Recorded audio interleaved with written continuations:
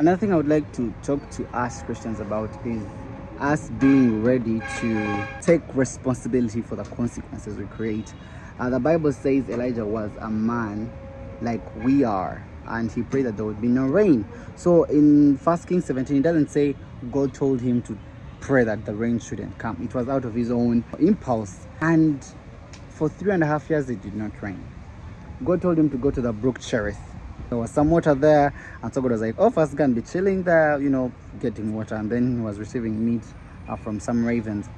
But eventually, that brook also ran dry. It's because of his prayer that he prayed. So I'm just warning all of us Christians that the Bible says in James 5:17 that the effectual fervent prayer of a righteous man avails much. So it will avail much whether good or bad. But Elijah has prayed something, and he is also suffering the consequence of the thing.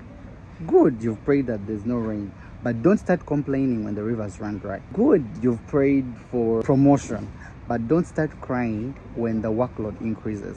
Don't start crying when work is piling up on your table. You've prayed for marriage, but don't start complaining to us if, I don't know, your spouse is asking for so much love, whatever. So the thing is, yes, your prayers will avail much, but will you have the capacity to handle whatsoever you are praying or asking God for? That's why I think I'm encouraging most of us to pray in the Spirit, because if you pray in the Spirit, you're praying in God's will. So if it's actually indeed God's will to pass judgment over Israel by not sending rain, it will be okay. But if it's out of your own impulse, because you're a Christian, I know you shall decree a thing and shall be established, whatsoever you bound on earth shall be bound in heaven. Be careful.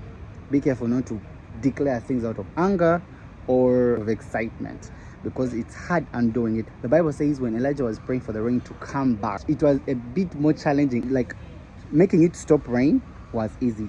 Making the rain to come back was harder. So don't pray for marriage and then you get in there and start realizing maybe you still don't have long suffering. You better be sure that you are ready for it. So I think you would rather pray that God makes you ready for it, increases your capacity to handle everything before you get in there. Like, it's one thing for you to pray for your own desires, it's another thing for you to pray for the desires He has put in your heart. So I think it's a checking point for most of us to know, is what I am desiring what God is desiring for me? If it is, then it's very perfect. It's okay.